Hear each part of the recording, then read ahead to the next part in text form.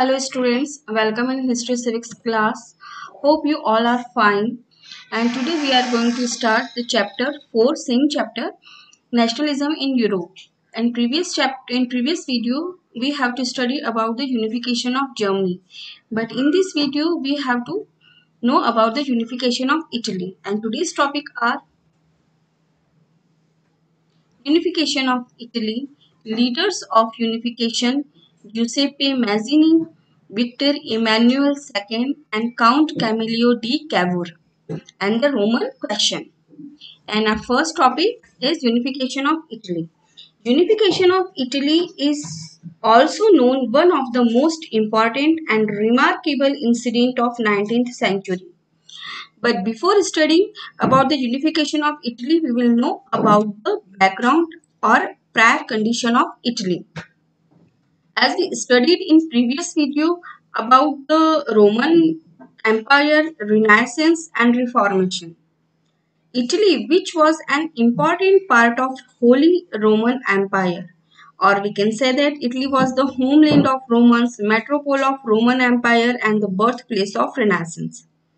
And the history of Italy under Roman Empire full of ancient glory, and it used to lead the world in ancient times in the field of education, art and science. But after the Renaissance and Reformation, when Roman Empire failed, it lost its old glory and gradually it disintegrated into small states. So this was the prior condition of Italy before the Italian unification. Okay, let's move towards unification of Italy. Italian unification movement was inspired by the French Revolution, and as well as due to the War of Napoleon, the Italian experienced a sense of unity and nationality and decided to organize their country as a one nation. And they once again dreamed of making Italy a national icon. And the Congress of Vienna of 1815 partitioned Italy into small states under the different rulers. And these small states under the control and influence of European countries, especially Austria, such as the some important cities of northern area, Venetia and Lombard, were under control of Habsburg Empire of Austria, and the Papal States were situated in central part. Romagna and Urbino were ruled by the Pope, and the southern part of Italy, Naples and Sicily, were restored to Ferdinand I of Sardinia. And Piedmont and Sardinia were the only kingdoms ruled by the Victor Emmanuel II, who was an Italian prince. In this way, Italy divided into three parts and there were different rulers among them. And the people were not satisfied with this system. In such situation, they tried to grant the status of one nation to the whole of Italy. But there were many obstacles in the success of this work, such as all attempts ruthlessly suppressed by the France and Austria, which needed to overcome. Next topic is the leaders of unification. The Italian unification is known in Italian language Risorgimento. The political and cultural resurrection of Italy was taken up by four great men in Italy. They were Giuseppe Mazzini, Giuseppe Garibaldi, Victor Emmanuel and Count Camillo di Cavour, who was the Prime Minister of Victor Emmanuel. After the 1815 CE, there were three major problems before the Italian patriots. First one, to liberate the territories of Italy which were under the influence of Austria. And second one, to make the governance of the country compatible with democraticism. And third one, to establish the national unity in Italy. And despite of many obstacles, the Patriot of Italy started an effort for national unity. The first we know about the Giuseppe Mazzini. The Giuseppe Mazzini is called the prophet of Italian national movement, and Mazzini was born on 1805 CE in Genoa, and he was inspired by the French Revolution, and he had revolutionary ideas from childhood. He inspired the Italian youth to struggle for unification and independence. He organized the Young Italy movement, and members of this movement spreaded the sense of unity and nationality among the workers, peoples of village, town, and different parts of Europe. And influenced by imagining revolutionary ideas, many people revolted bring about the unification movement. But the struggle ended in failure. But despite of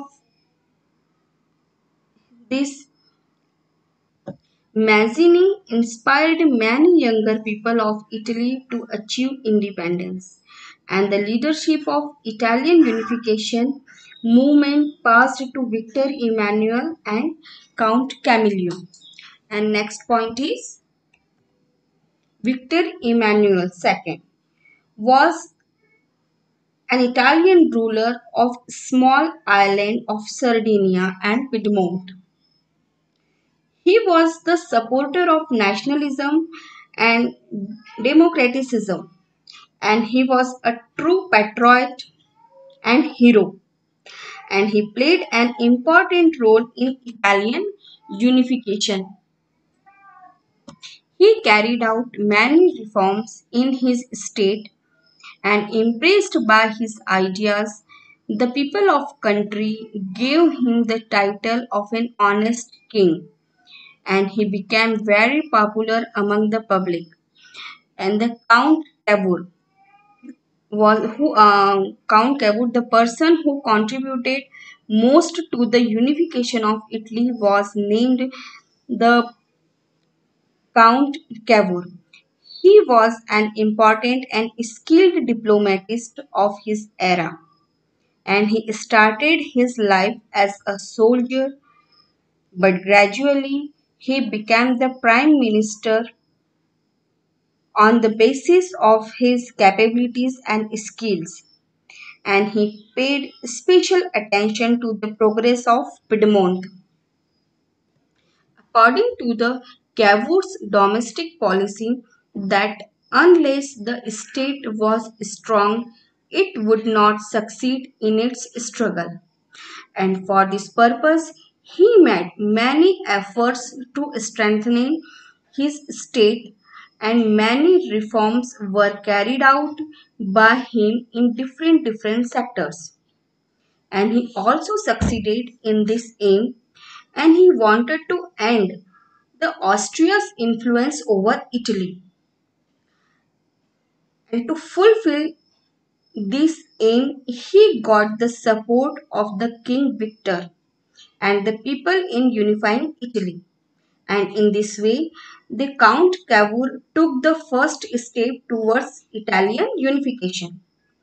He suggested a plan to the Victor Emmanuel II that if we want to end the Austria's influence over the Italy, so we will have to take the support from other European countries, and especially France, because only France uh, could help him. Him means Piedmont readiness against Austria.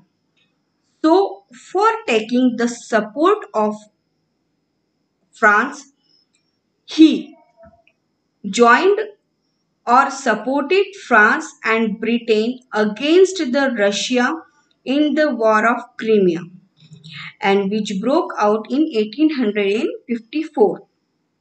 And at that time, Napoleon III was the ruler of France, and he promised to help Italy against Austria.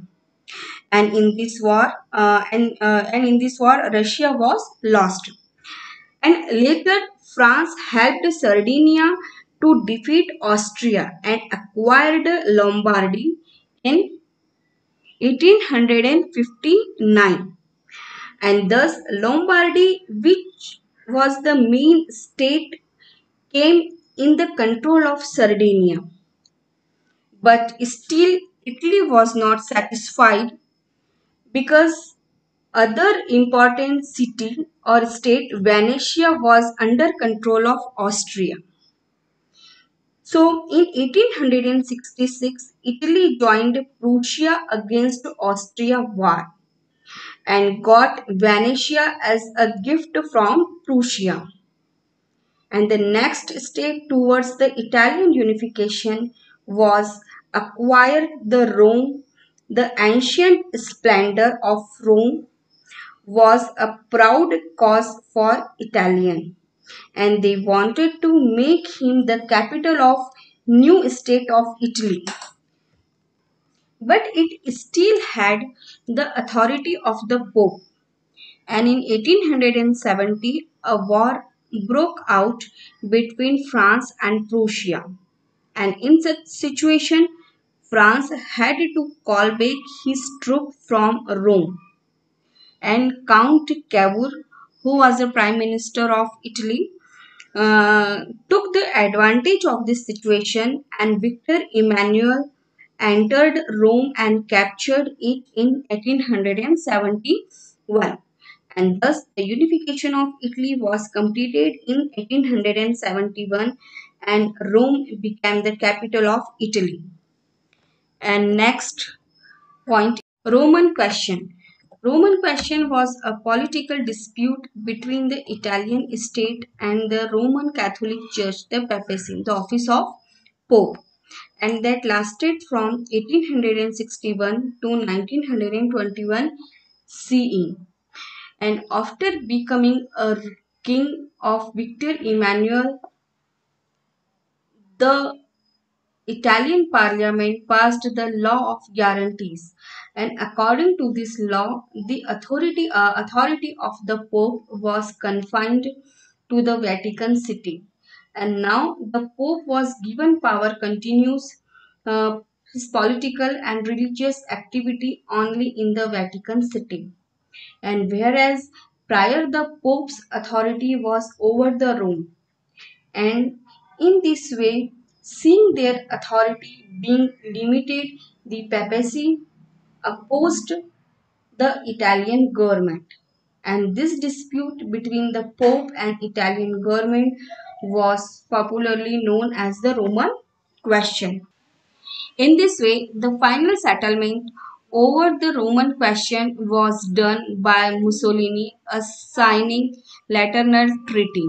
And according to this treaty, the Pope was given absolute sovereignty over the Vatican City. So, students, our fourth chapter is also over. Hope you have understood, and let's meet in another video. Okay, bye. Yes, listen students, our first to fourth chapters are completed and our next video will be doubt clarification. So please be aware for this. Okay, bye.